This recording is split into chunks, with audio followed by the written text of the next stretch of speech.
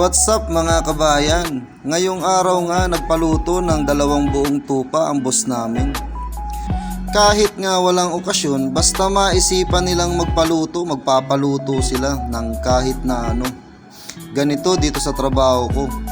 Lahat ng maisipan nila, ipapaluto nila sa kitchen. Kaya ngayon, lechon tupa naman ang hahain namin. At nung patapos na nga kami maglechon, biglang bumulong na naman si kabayan sa likod ko. Maglechon din daw kami ng manok. Kaya agad-agad kami nagmarinate ng manok. Eto si Mamang Guard, pinagbigyan na naman yung request ni kabayan. Ganito dito sa trabaho ko, kahit ano pwede mong kainin. Para na rin kaming boss namin. Minsan nga mas malala pa sa boss namin.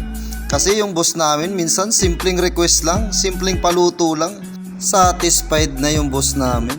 Samantalang kaming mga taga-kusina, hindi kami nasasatisfied sa simple lang.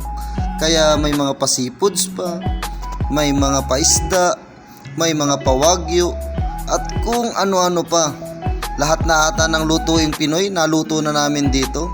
Katulad ngayon, ito, 6 na whole chicken binabanatan ni Mamang Guard. Para nga pala to sa ating mga kababayan dito sa disyerto. Ipamimigay din ulit to ni Mamang Guard. At syempre, hindi ko magagawa mag-isa to, kaya nag-hire na naman ako ng assistant ko, si Boss Elroy Mapagmahal. Siya nga pala ang partner kong Pinoy dito sa disyerto. Kaya sa lahat ng mga request na ginagawa ko, katukatulong ko si Paring Elroy. Nagmamadali na nga kaming matapos tong pagtutuhog ng lechon manok.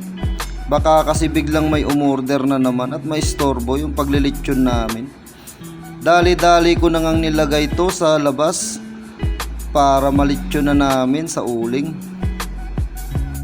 Ito nga pala ang itsura ng lechonan.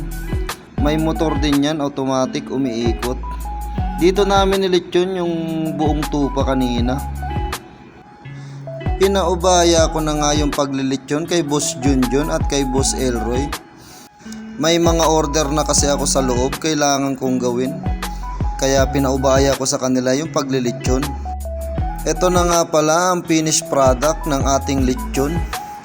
Kaya titikman ko na yung hita. Sarap! Itong recipe pala ng lechon manok na to, ito yung pinakamasarap at pinakasolid na natutunan ko dito sa kitchen. Kaya sa mga gusto ng recipe dyan, mag-comment lang kayo. At sa mga gustong makatikim ng lechon manok ni Mamang Guard, comment lang kayo dyan. Syukran!